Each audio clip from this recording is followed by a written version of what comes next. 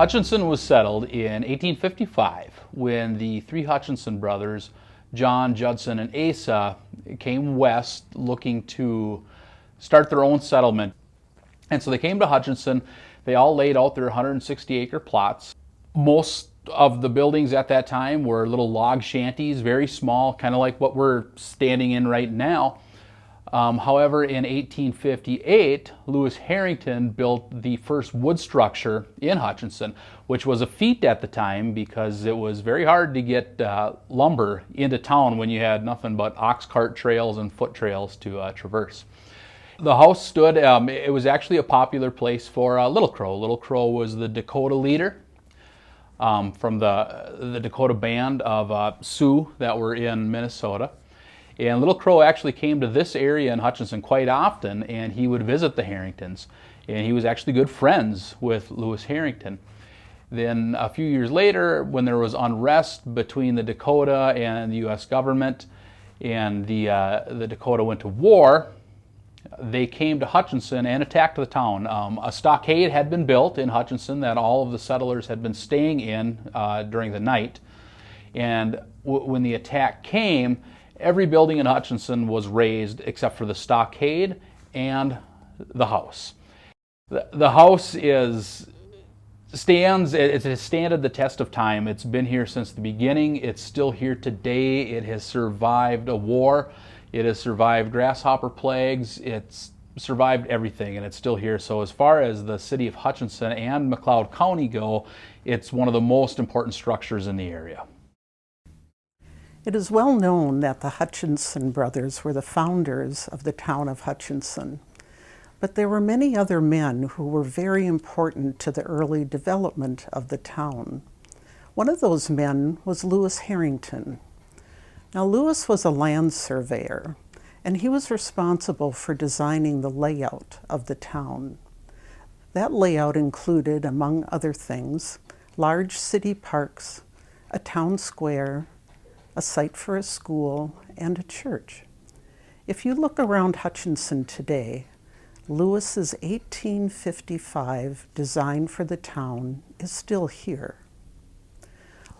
Lewis Harrington's home is a symbol of the vision that the early founders had for this town. The home needs to be preserved. Present and future generations need to remember where they came from, the hard work and the sacrifices that were made so that we could be the community that we are today. That's why when this home fell into ruin, Historic Hutchinson stepped in to help save it. Historic Hutchinson started as a community with the Visitors Bureau with the intention to tell Hutchinson's story and to bring visitors to the area through tourism.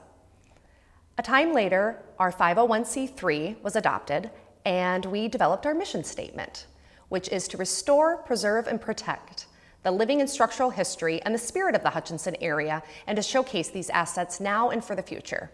So here we are, 23 years later. We've raised over $500,000, and we have ongoing projects like the Harrington Merrill House. There seemed to be a consciousness of the Harrington Merrill House. Everyone knew about it, but there was not a lot of quality information for us to draw on. So when the house was damaged by fire and we found out that it was going into tax forfeiture, we saw this as a unique opportunity to be able to work with the city to save the property. Historic Hutchinson approached the city of Hutchinson and asked them to consider partnering with us.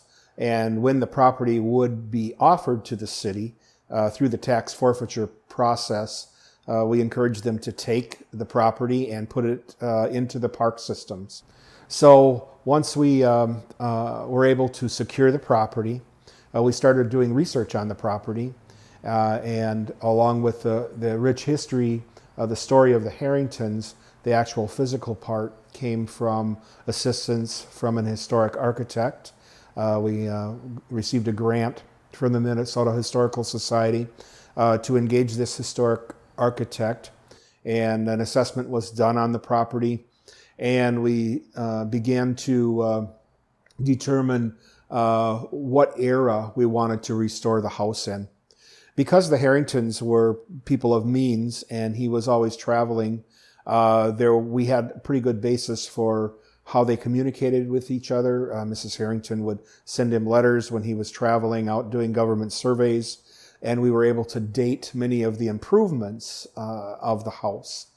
It was decided that we would restore the house to its 1900 grandeur, which meant removing some additions and rebuilding the west wing that was damaged by fire prior to us getting our hands on the property.